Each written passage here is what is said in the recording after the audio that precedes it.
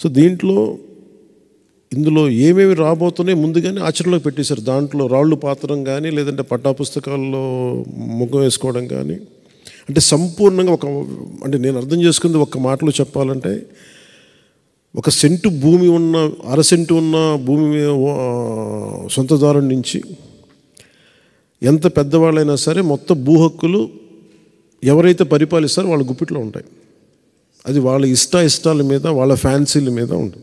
భవన నిర్మాణ కార్మికులు రోడ్ల మీదకు వచ్చిన రోజు నుంచి ఈ రోజు దాకా కొత్తగా మీరు ఈ యాజిటేషన్లోకి, కోర్టు రూముల్లో రాజ్యాంగాన్ని కాపాడాల్సిన మీరు కూడా ఈ రోజున ఈ ఉద్యమ బాటలోకి రావాల్సి వచ్చింది.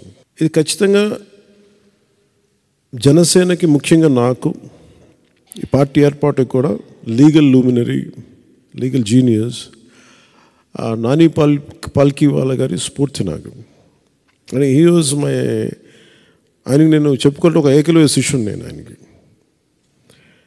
ఆయన లేకపోయినా మన మధ్యలో నేను ఆయన్ని సంపూర్ణంగా స్ఫూర్తి తీసుకున్నాను.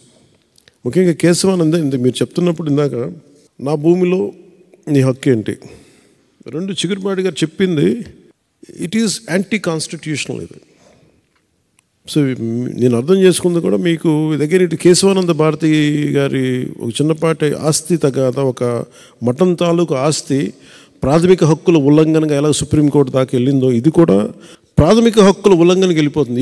ఏది తీసుకున్నా కానీ ప్రాథమిక హక్కులు, రాజ్యాంగం కల్పించిన ప్రాథమిక హక్కుల ఉల్లంఘనకి దారితీస్తూ ఉంది. జగన్ దీన్ని ఎలా అనుకూలంగా తీసుకుంటున్నాడంటే, ఆయనకి వైజాగ్లో వచ్చి దోచుకున్న ప్రాపర్టీస్ అన్నిటిని లెజిటిమేట్ చేసుకోవడానికి ఇది తెచ్చుకున్న చట్టంలా ఉంది. అంటే వైజాగ్లో వాళ్ళు దోచుకున్న ఆస్తులకి లెజిటిమైజ్ చేసుకునేందుకు చట్టంలో ఇది ఒకటి ఉంది.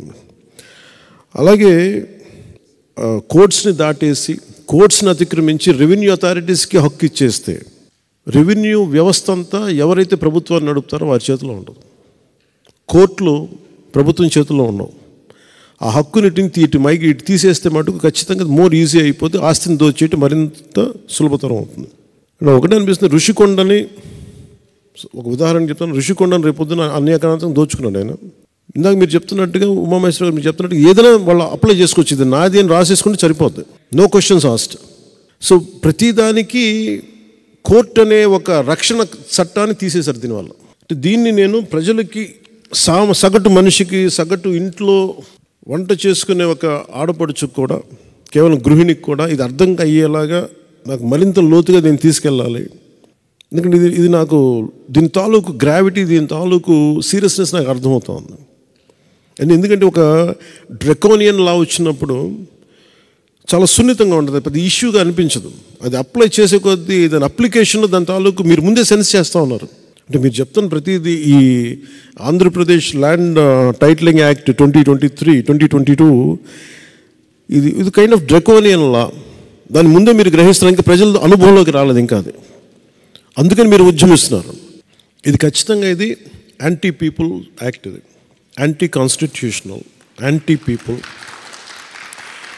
ప్రాథమిక హక్కుల్ని ఉల్లంఘించే చట్టం ఇది కాదు. ఇది నేను సగటు మహిళకి, చిన్నపాటి ఒక 6వ క్లాస్ చదువుకునే విద్యార్థికి కూడా ఇది అర్థమయ్యేలాగా నేను చెప్పగలగలను.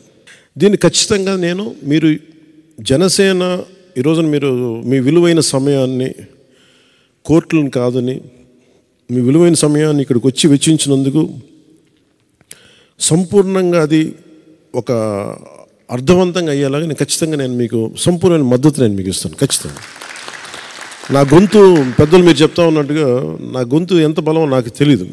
నేను పని చేసుకుంటూ వెళ్ళిపోతాను, కానీ నాకు దాని రీచ్ ఎంతమంది ప్రభావితం చెందుతా నాకు నిజంగా తెలియదు. నేను చేసుకుంటూ వెళ్ళిపోతాను. కానీ నాకున్న ఎంత బలం మేరకు, నా శక్తి మేరకు ఈ చట్టాన్ని ఖచ్చితంగా దీన్ని అమలు కాకుండా చూసే బాధ్యత నేను తీసుకుంటాను. ఎందుకంటే ఇది బేసిక్గా మీది ప్రాథమిక హక్కుల ఉల్లంఘన జరుగుతుంటే ఖచ్చితంగా దీన్ని నిలువరించాల్సిన అవసరం ఒక పొలిటికల్ పార్టీకి అని కాకుండా ఈ దేశంలో ఉన్న ప్రతి ఒక్కరికి, బాధ్యత గల ప్రతి ఒక్క పౌరుడికి ఉంది. మేము మీతోటి, మీ భుజంతో మా భుజం కూడా కలుపుతాం. దీంట్లో మేము సంపూర్ణమైన మద్దతు ఇస్తాం మీకు దీని మీద. ఇది ప్రజలకి ఎంత, ఆంధ్రప్రదేశ్కి ఎంత చెడు, ప్రజల సగటు వ్యక్తికి ఎంత హాని చేయబోతుందో, ఎలాంటి హక్కులు కోల్పోబోతుందో దీన్ని మరింత బలంగా వివరించడానికి నేను కొంచెం పెద్ద మీటింగ్ చేస్తాను. దీనికి 100% దీన్ని మీరు ఏ ఆశయంతో అయితే మీరు పోరాటం చేస్తారో ఆశయం నెరవేరేలాగా ఖచ్చితంగా చేస్తాను. Thank you sir.